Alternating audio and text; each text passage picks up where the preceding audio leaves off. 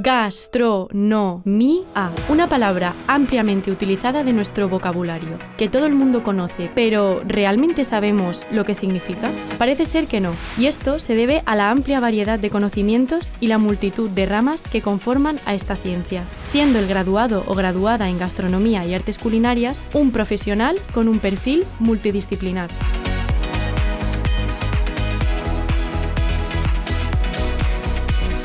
Y me diréis, ¿y tú quién eres para afirmar eso? Pues ni más ni menos que una gastrónoma.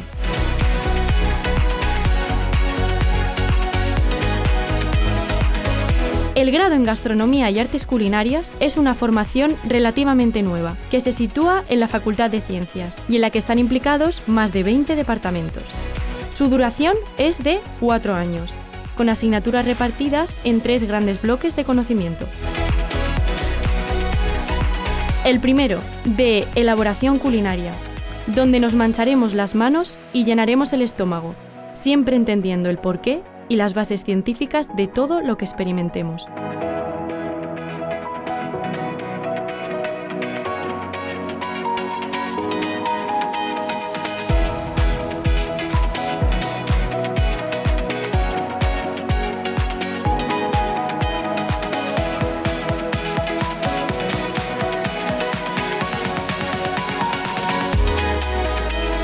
El segundo, de Empresa, Dirección y Administración de Empresas Gastronómicas.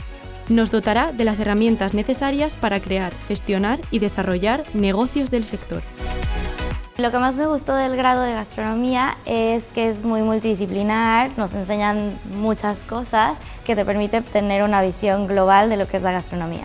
Me especialicé en técnico de calidad y acabé trabajando en una empresa que se dedica a la formación de manipulador de alimentos. Y el tercero, de Conocimientos Generales y Multidisciplinares. Alberga la mayor carga de trabajo, encontrando materias tan variadas como bromatología, análisis sensorial, turismo gastronómico y comunicación en gastronomía. Todo ello acompañado de más de 500 horas de prácticas, tanto en empresas externas como en la propia universidad, donde empezar a introducirte en el mundo laboral y de investigación, además de una gran cantidad de salidas de campo y visitas a centros y empresas. ¿Y tú? ¿Te animas a escribir el futuro de la gastronomía?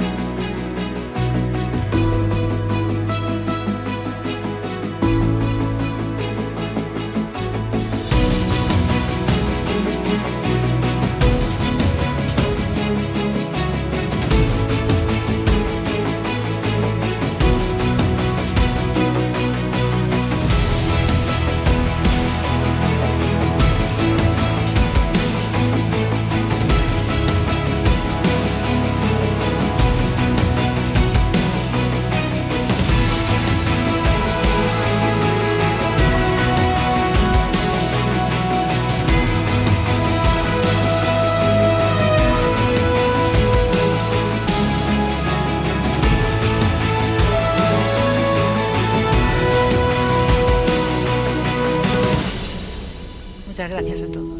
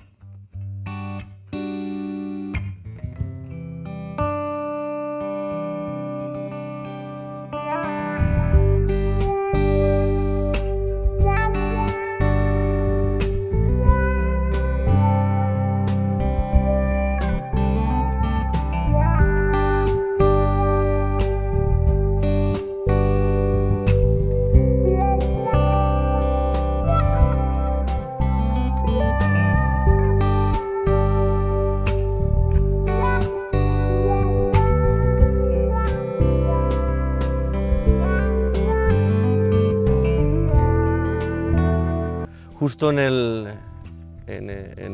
donde las dos provincias, la de Alicante y la de Valencia, se enfrentan justamente en este río donde estamos, que es el río Bullén, y en esta zona que es el Calapatar, ¿no?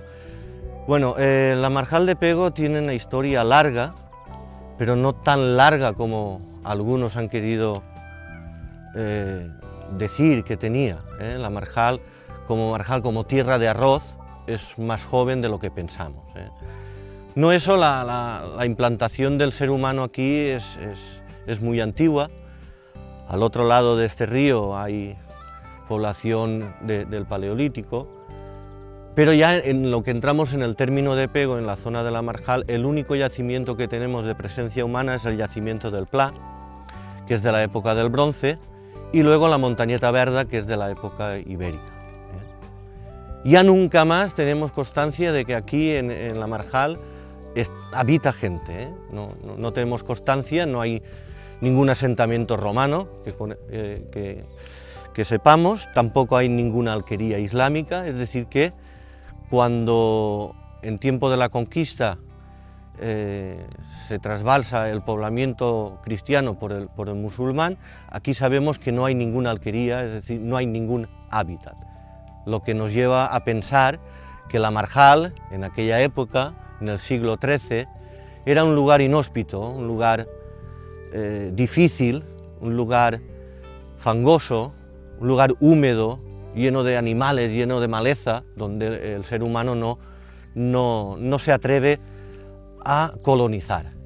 Sin embargo, sí que la gente que viene a colonizar el pueblo de Pego y a fundarlo en el siglo XIII, se quedará con la tierra de la planura seca y de las montañas, pero no entrará, de hecho, en esos siglos en la Marjal, propiamente dicha. Hacer arroz en la Marjal no es antiguo en Pego, así como otras marjales del país valenciano, como la Albufera, en Sueca y en Alcira y en Tabernes, se hace a partir del siglo XV, aquí en el siglo XV no tenemos constancia del cultivo del arroz. y tampoco tenemos constancia de cultivo directamente en la marjal más allá de una línea de flexura que marca el camino del Ràfol, o la senda dels Lladres, que marca una línea de flexura, como decía María José Viñals en su libro, donde cambia el suelo, del suelo duro, del suelo de los naranjos, de los olivos, de los algarrobos, a otro suelo más blando, que ya es el propio de la marjal. ¿Cuándo comienza a colonizarse la marjal? Pues bueno, comienza a finales del siglo XVII, a finales del siglo XVII, mucho después de la expulsión de los moriscos, cuando comienza ya la población a crecer considerablemente y el pueblo de Pego recibe gente forastera que viene a sentarse aquí, hay hambre de tierra, porque toda la tierra de la planura seca y de las planuras meridionales del valle de Pego ya están todas colonizadas, las montañas también, la mayoría. El campesino y el pueblo ayudando al campesino sí que ya comienza a adentrarse a la marjal, a cultivar terrenos en la marjal, no a cultivar arroz, eso será ya posteriormente. Claro, esto era un sitio inhóspito, un sitio por controlar, en el pueblo y en el valle del pueblo estaba todo controlado, una pequeña huerta, unas zonas meridionales con antiguas senias y acequias que hicieron ya los musulmanes cuando vivían allí, pero aquí es todo virgen, está todo por hacer, porque si bien los musulmanes, los árabes aquí hicieron alguna cosa, era bastante básica, bastante básica. Todo se va a hacer nuevo a partir de finales del siglo XVII, y lo que más va a sorprender cuando entramos en el archivo y entramos en la documentación propiamente dicha del archivo es la poca disposición que tiene el señor de Pego, en ese caso el duque de Gandía, de poner esto en movimiento.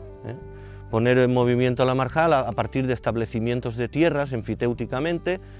No lo va a hacer en un primer momento porque le parece que si hace eso va a perder una serie de privilegios y una serie de perder un poco su jurisdicción que tiene sobre esta tierra, ¿no? Pero poco a poco sus administradores le van diciendo que va a ser provechoso que la gente venga a trabajar aquí, que lo haga pagando unos censos enfiteuticos que el señor va a cobrar y que va a ser en su beneficio. Este primer impulso a finales del 17 es lo que va a comenzar y a hacer que más tarde, a mitad del siglo XVIII, en plena expansión del país valenciano, demográficamente, agrícolamente, ahí, a partir de ese momento ya, la duquesa de Gandía ya comienza a hacer unas ordenanzas nombrando sequiers, que se llamaban en valenciano, y una serie de regulaciones para que esta tierra, a partir de sus aguas, vaya a ser productiva para cultivar cereales. Nunca se habla de arroz en el siglo XVIII aún, en esta mitad del siglo XVIII. ¿Y cuándo comienza a hablarse del arroz? Pues en 1798, justamente 2 o 3 años de que Cabanilles viniera por aquí a hacer sus observaciones, es cuando un propietario de Pego pide al duque de Gandía plantar arroz aquí. Lo que pasa es que en esa época, a finales del 18, hay una serie de coincidencias que van a hacer que no se expanda. La primera de ellas es el paludismo. Esta zona, a finales del 18, hay serios problemas con el paludismo. Tenemos a Gregorio Mayans, que es el ilustrado que vive en Oliva, a 4 pasos de aquí, y en un primer momento era un gran defensor del cultivo del arroz, pero a través de cuando murió una sobrina de él por paludismo, se vuelve drásticamente contrario al cultivo del arroz. Claro, eso, viniendo de un personaje como Gregorio Mayans, va a ser determinante para que no se entre a hacer el arroz. Ya a partir del siglo XIX, después de la Guerra del Francés, hay una serie de acotamientos en 1802 de la marjal para comenzar a hacer arroz. Se habla de arroz, cotos de arroz, pero volvemos otra vez con el tema del paludismo. Tendremos que esperar unos 30 años más, y a partir de que los señoríos se abolen, a partir de las Cortes de Cádiz, por ejemplo, Pego deja de ser propiedad del duque de Gandía en 1837, como otros pueblos del ducado, y en 1840, justamente 3 años después, es cuando se crea la Junta de Aguas. Es una institución propia del Ayuntamiento de Pego, encargada de la regulación, la puesta en marcha del cultivo del arroz. Eso va a ser la piedra angular del cultivo del arroz. Imaginemos que estábamos hablando al principio de que en otras zonas en el siglo XV ya se cultivaba el arroz, y aquí hasta 1840-42 no tenemos la verdadera introducción del cultivo del arroz. Y comienza por esta zona de aquí, donde estamos, cerca de la Montañeta Verda, cerca del río Bullet, y gracias a dos personajes importantes de Pego, obviamente, como en todos los sitios, los que inician o hacen que esto se mueva, el cultivo y la economía, y son los grandes propietarios, los grandes terratenientes de aquella época, que son Pedro Pascual Sala, Hidalgo y el mayorazgo Cendra. Son los dos máximos propietarios de Pego, entre los dos casi tenían medio término de Pego, los que van a impulsar ellos mismos, porque han comprado mucha tierra de arroz aquí, los que van a poner en marcha el cultivo del arroz. Mitad del siglo XIX, a partir de ahí ya el cultivo del arroz va increciendo, hasta que la máxima producción la encontramos sobre los años 30, sobre la Segunda República. Es cuando más producción se hace aquí en la Marjal de arroz, con diversas variedades, pero sobre todo con dos variedades importantes, no digamos autóctonas de Pego, pero sí características, como son el bomba y el bombón, ¿no? Ya estaban a finales del siglo XIX estas dos variedades, y estas dos variedades son las que se implantan con mayor asiduidad, y son las que mayores precios tienen. Bueno, en la Segunda República aquí ya se cultiva mucho arroz. Anteriormente el arroz era muy importante aquí, las paellas eran buenísimas en Pego, porque hay, por ejemplo, tenemos dos testimonios de dos paellas importantísimas a final del siglo XIX. Una de ellas la escribe Julio Vargas en su viaje por España. Cuando pasa por aquí en Alicante y para en Pego, se van a una fonda que había en la plaza de Pego, y van a comer una paella, la típica paella, y hacen una paella con ancas de rana, con ranas. Eso no lo había visto nunca Julio de Vargas. Aquello estaba buenísimo, comieron la paella, y luego con la tartana, con los máximos propietarios, con don Camilo Pérez Pastor, un político republicano, y con algunos más, bajan aquí la Marxal, y cuando comienza a oír a los granotes, a las ranas croar, Julio de Vargas comienza la barriga a removerse, recordando lo que había comido en la paella, ¿no? Y eso lo escribe muy gracioso en su viaje, el viaje liberal por España, y otras paellas, por ejemplo, con anguilas. Hay otro testimonio de una paella grande en Pego con anguilas, una paella política del Partido Liberal. Así que ya era importante a finales del siglo XIX la cocina del arroz en Pego, y sobre todo con dos ingredientes distintos a otras zonas, por ejemplo como la albufera. Y una es la anguila, muy famosa en la zona del Moliney, y las ranas. Bueno, hablábamos que en la Segunda República es la máxima producción, y lo seguirá siendo hacia los años 50, a mitad de la década de los 50, y a partir de la década de los 60. El cultivo del arroz va a comenzar a ser una empresa ya bastante difícil, delante de una competencia de otras producciones mucho mayores que estas, de otras zonas de Marjal, porque esta Marjal es muy diferente a las otras Marjales del País Valenciano. Es una Marjal con sus peculiaridades, sobre todo la de no poder entrar maquinaria dentro del coto arrocero, se tiene que hacer todo a mano. El trabajo del pegolino en esos años fue tremendo, todo a mano, todo hecho por el hombre, porque no podían entrar las máquinas, porque es un terreno muy fangoso. Eso, los precios y la competencia que había, el minifundismo que caracteriza al territorio de la Marchal, es decir, aquí son muchos propietarios con muchas pequeñas parcelas, no daba un rendimiento. Había dado un rendimiento sobre los años 40, 50, 60, un rendimiento bueno a los campesinos que, con la producción de su arroz en una pequeña parcela de cualquier partida del término de la Marjal, con eso podían comercializar dejando parte de su trabajo en el molino del arroz y luego abastecerse de arroz durante todo el año.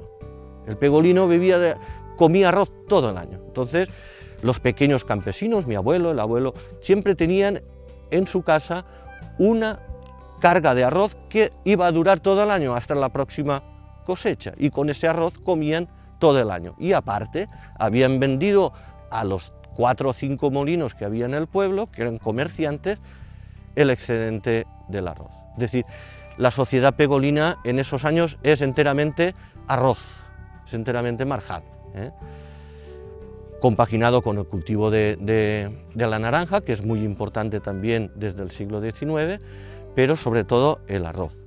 Como digo, a partir de la década de los 60, a finales de la década de los 60, los campesinos dejan ya de cultivar arroz porque es imposible sacarle rendimiento, y comienza una política de intentar ver qué se hace con esto, ¿no? ¿Qué hacemos con estas parcelas? Pero claro, es un problema muy difícil porque son muchas parcelas, una aquí y la otra allá, están dispersadas y pequeñas, y la única solución que ven es una concentración parcelaria, es decir, una desecación, entre comillas, de este terreno para ver si se puede cultivar algo más que no sea exclusivamente el arroz.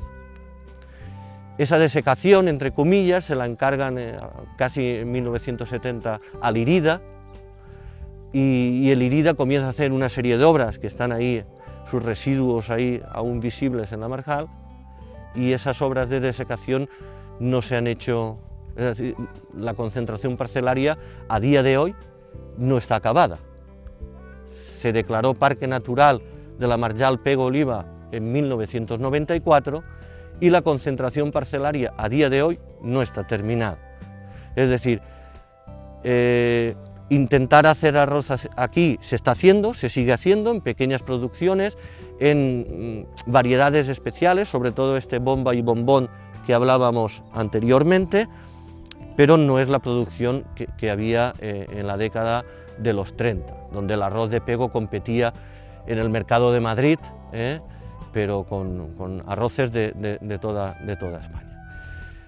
Yo, para mí, ya digo, la visión que tengo como archivero municipal de Pego, es que la Marjal ha creado mucha documentación, la sigue creando, pero en el archivo tenemos documentación fidedigna desde dentro del ayuntamiento, que ha estado siempre intentando ayudar al cultivo del arroz.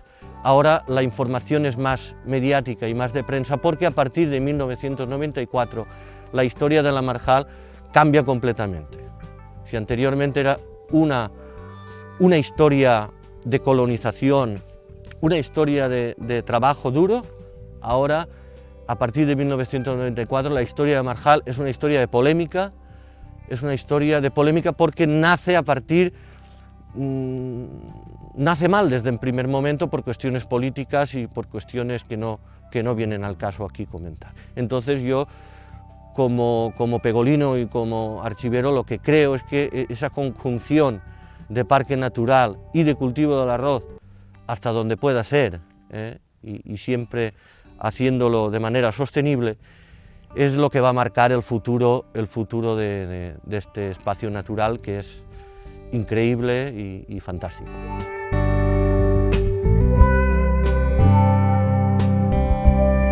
Doctor de Química por la Universidad de Alicante. Y nos encontramos, en el curso de Gastronomía del Arroz, y precisamente voy a dedicar una generalidad del arroz. El arroz, como saben, es un cereal, la Orsiva sativa, nombre correcto en la terminología científica, que es el hermano gemelo del trigo. La diferencia es que el trigo es un cultivo de secano y el arroz es de regadío, de agua, más que de regadío. Y decir que son los dos cultivos más importantes de la humanidad, uno para el pan, sobre todo, y derivados, y el arroz, aunque se cultiva en hectáreas un poco menos que por la peculiaridad que vamos a comentar ahora, es el que más habitantes alimenta, porque solo con Asia, imagínense la cantidad de gente que vive del arroz. Que si importante era el salario en Europa por la importancia de la sal, en Asia el salario es el arroz.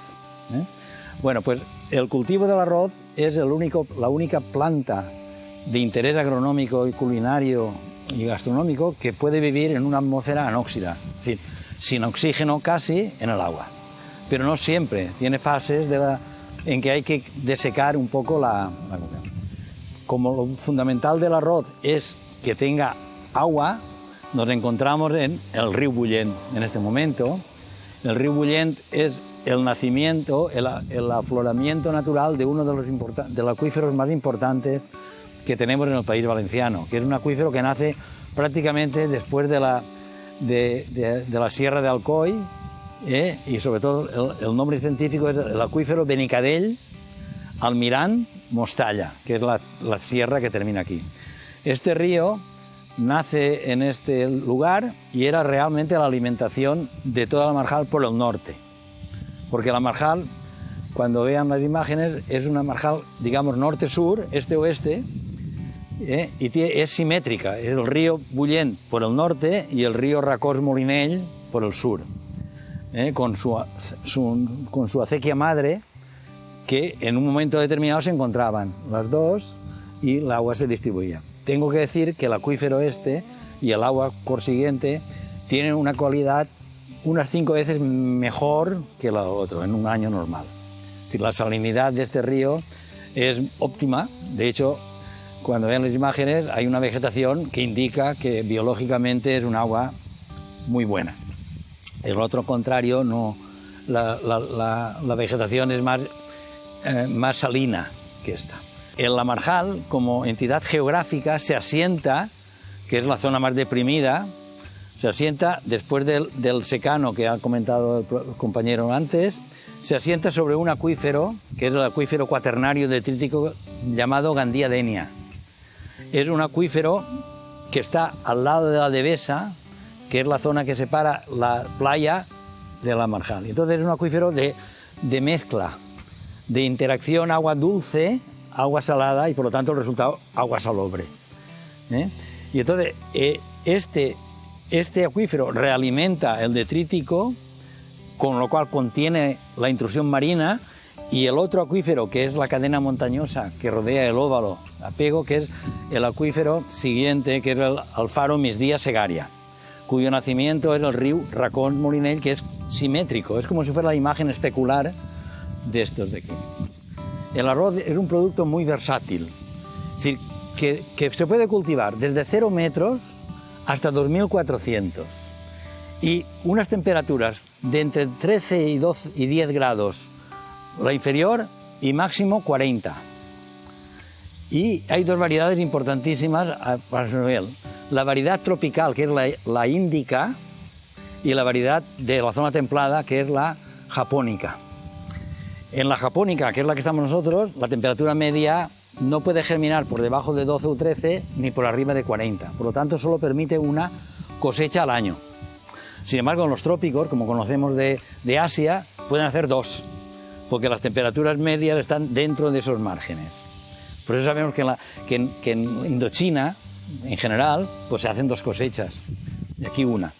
Y también es importante insistir en que el tipo de suelos, que es la parte básica, aparte del agua, y que te permite una gran variedad de salinidad, desde agua súper buena hasta 5 o 6.000 de microsiemes por centímetro, que veremos después directamente. Es decir, que es muy versátil y muy adaptable y por lo tanto muy generoso con nosotros. ¿De acuerdo? Y el suelo, y ahora viene el suelo, que por eso conocen que el suelo necesita suelos medios y ligeros, que son esos suelos de aluvión, de sedimentación de las grandes cuencas y de los deltas. Saben aquí, pero el delta del Ebre, el delta de Guadalquivir, la Albufera de Valencia, la Marjal de Pego, es decir, son zonas de un suelo de textura media o fina, no gruesa. Gruesa no permite porque producía asfixia radicular, porque fíjense lo poco oxígeno que necesita. Si encima se lo quitamos, pues muere, sobre todo en las fases críticas de la germinación y de la floración.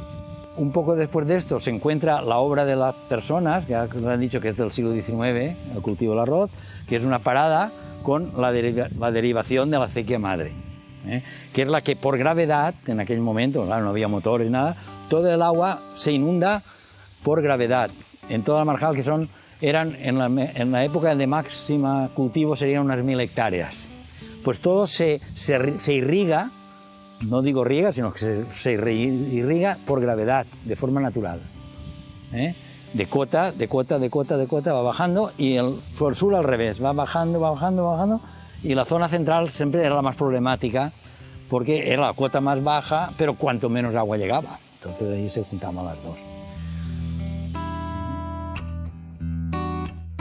Esto es un aparato que realmente se llama conductímetro, y es un aparato que medía la conductividad eléctrica, es decir, que es física, pero que el uso mayor lo hacen los químicos, los hidrólogos y los edafólogos, porque con este aparato medimos la conductividad eléctrica de las aguas, que depende de la cantidad de sales disueltas que lleva.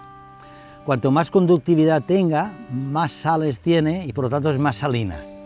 ¿De acuerdo? Simplemente es esto. Esto está, para que lo vean, está en las botellas de agua mineral que compran, ponen un análisis y la unidad se llama microsiemens por centímetro. Esa unidad multiplicada por un factor 0,64 nos da la sal total de miligramos por litro. Y una vez ya llevada el agua al laboratorio, ya se analiza anión y catión por catión, sodio, potasio, cloro, magnesio, etc.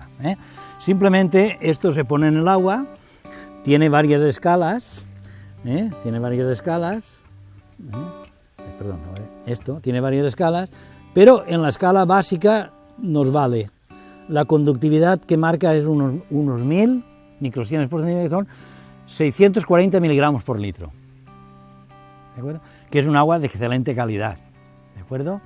Entonces, si midiéramos en este río, de forma natural, está lleno de manantiales que desaguan en él, más o menos salinos. Y de hecho, hemos estado en el Salinar, que a su nombre indica, allí está unos 4000, y si vamos a la Fonsalá, que no vamos a ir, es unos 8000. Es decir, que el río, a medida que avanza hasta el mar, se va salinizando, pero de forma natural, insisto, que es porque la geología del subsuelo son sales solubles. No es en este caso no ha sido la intervención humana, ¿de acuerdo? Y esto también indica la versatilidad del arroz, como hemos dicho antes, que tolera muchísima variedad de aguas en su composición salina, y él responde perfectamente, hasta un límite, claro está. No va con agua del mar, no. El agua del mar, para tener una idea del mar Mediterráneo, la media está en 30 gramos por litro. Y esto que estamos hablando aquí, estamos hablando de 600 miligramos por litro. ¿De acuerdo? Simplemente decirles esto, y esto, mira, aquí está, se ha marcado unos 1000, según donde lo pongas, 900, 1000, según donde lo pongas, porque digo, aquí hay un manantial que este está en 300 o 400. Sin embargo, el de enfrente está a 1500.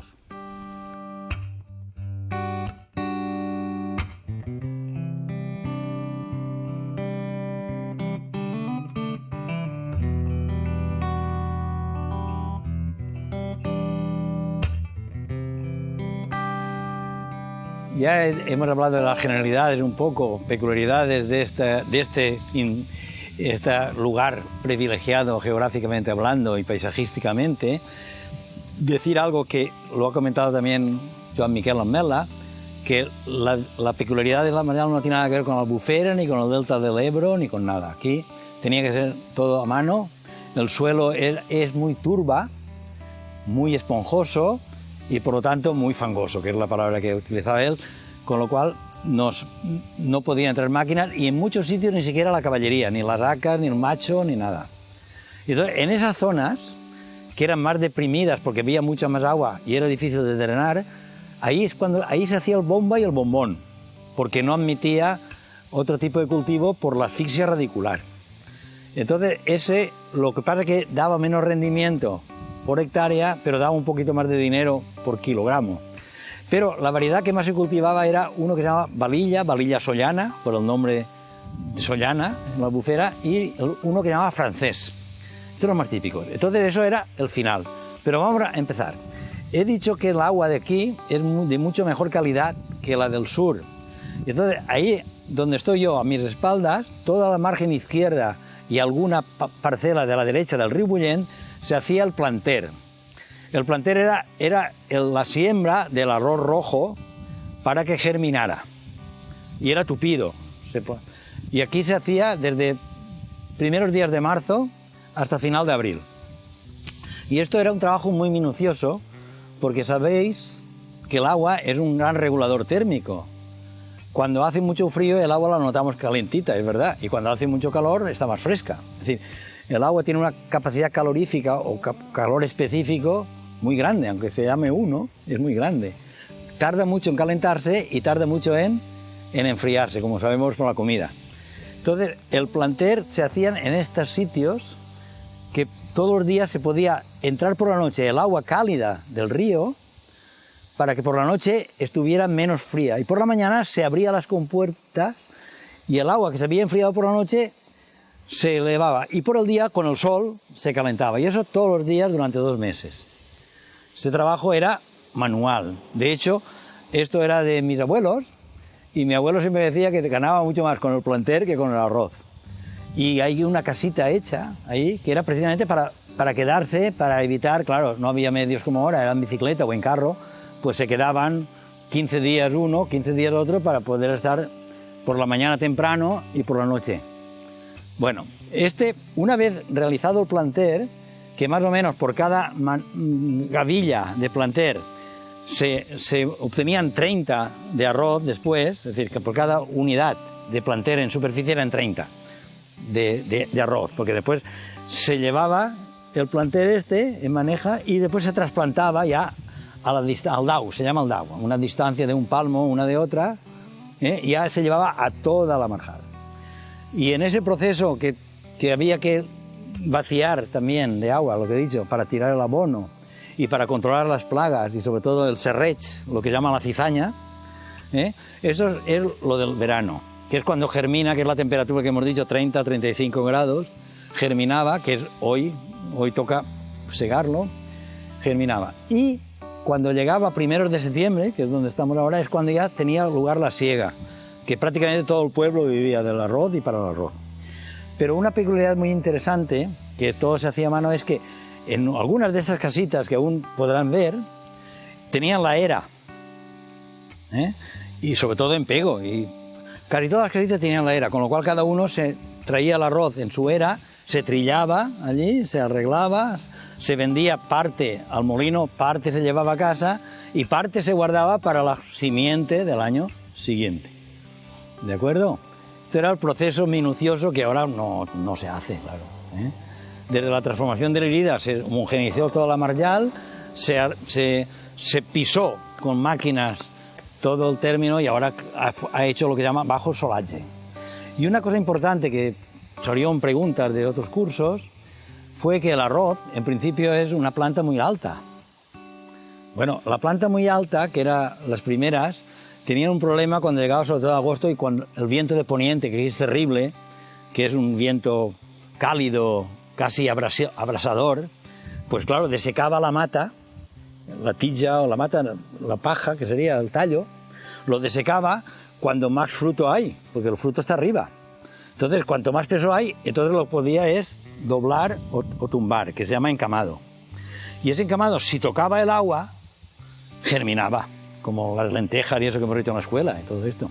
Entonces, con el tiempo, la manipulación genética, de forma natural y después de forma artificial, ha ido que cada vez el arroz es más bajo. Con lo cual, al ser la tija, o que es la paja más bajo, es mucho más difícil de doblegar. Y cuando llega a la parte no elástica, sino frágil, pues no llega a romper. Esto es muy importante. Bueno, la gastronomía del arroz es infinita, pero en Pego hay un arroz peculiar, típico, que es el arroz amb crosta, y es un arroz que es un simple arroz al horno, pero con una peculiaridad, que es el huevo, el ponerle huevo al final de la cocción del arroz en el horno, y lo que hace es la crosta, lo que se llama crosta por encima, y cambia un poco lo que es el arroz al horno, que es más meloso un poco, y este se hace más con el huevo, se hace un poco más duro, se amalgama. Pero claro, el arroz en crosta de Pego es típico también porque marca un inicio festivo, que es la Cuaresma, y el tema de los carnavales. El arroz en crosta se come en Pego típicamente el martes de carnaval, antes del miércoles de ceniza, cuando marca la obligación cristiana, pues, de no comer carne durante la Cuaresma. Aparte de eso, el arroz en crosta era muy típico la fiesta que se montaba ese día. Estamos hablando de los años 40, los años 50, 60, el típico berenar la crosta, ¿no?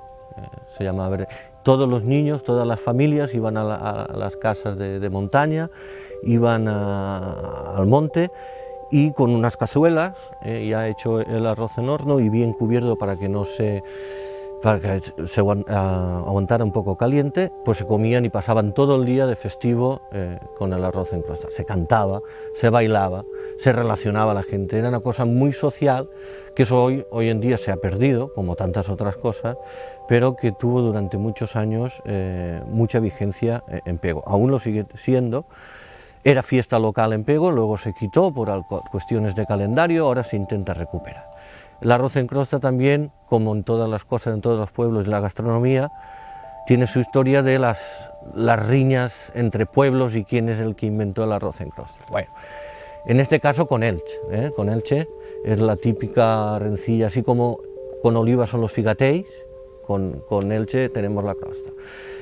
Documentalmente la crosta no la tenemos documentada en el archivo de ninguna de las maneras. Lo que pasa es que sí que hemos hecho algunos trabajos orales, y gente por ejemplo, mujeres de 88, 90 años recuerdan que de pequeñas hacían la crosta. Estamos hablando de antes de la Guerra Civil. Y que yo creo que el origen obviamente es Elche, y que por una cuestión que aún estoy investigando y a ver si la sacamos, que un notario de Pego trabajaba de notario en Elche, y posiblemente una criada que trabajaba con él lo trajo a Pego. Claro, los de Pego dirán que fue al revés, que de Pego lo trajo a Elche, no, pero como documentalmente no lo tenemos en el archivo, yo pienso que de Elche se trajo aquí a través del notario Orch, que se llamaba, un notario muy famoso, y nada, es una comida muy típica, es un arroz diferente a la paella totalmente, y sobre todo la festividad que se monta alrededor de él. Bueno, la crosta, el día de la crosta sigue siendo muy famoso en Pego, y además era una comida o una reunión que era sobre todo escolar, porque las escuelas en los años 30 y en los años 40 hacían la excursión y berenaban la crosta. Actualmente, aunque no sea fiesta local, sí que los colegios normalmente terminan a las 12 y siguen celebrando el día de la crosta, y se llevan pues la típica cazuela para comérsela en el campo. Y hablando del arroz típico de Pego, que es la crosta, que hemos dicho el día de la crosta, que es el día de Cuaresma, era el día antes de miércoles de ceniza, que es mi apellido, vamos, miércoles de cendra. Ese martes es el martes de berenar la crosta, que la escuela era de la escuela solo. Y la peculiaridad es que las abuelas hacían una cazuelita para cada nieto, no las madres, ni las tías, nada. Era la abuela el que tradicionalmente te hacía. Y como la crosta no es más, como han dicho, que es el arroz al horno, pero cuando está a punto de terminar le tiran tortilla, huevo batido, forma una crosta, forma una superficie homogénea, con lo cual no se veía si el arroz era en desayuno o en de junio, o como digas ya, o con mucha carne, con muchas cosas. Garbanzos siempre tenía, eso sí, porque el garbanzo siempre ha sido de pobre. Pero, y sobre todo, la cancelada, como digo, el tocino, él también lo tenía, que era bastante, pero no. Y entonces, nadie se daba cuenta si que el que comía era arroz sin más, pobrecito o pobrecita, o era arroz con alegrías y demás. Y eso era un arroz social, un arroz igualitario, diríamos comunista. Si el comunismo hubiera cuajado hubiera sido bueno, claro. Eso era, y continúa siendo la fiesta, pero como todas las de ahora se han desnaturalizado, ya está. Pero entonces no era de padres, eran los niños de la escuela. Cada escuela íbamos a un sitio.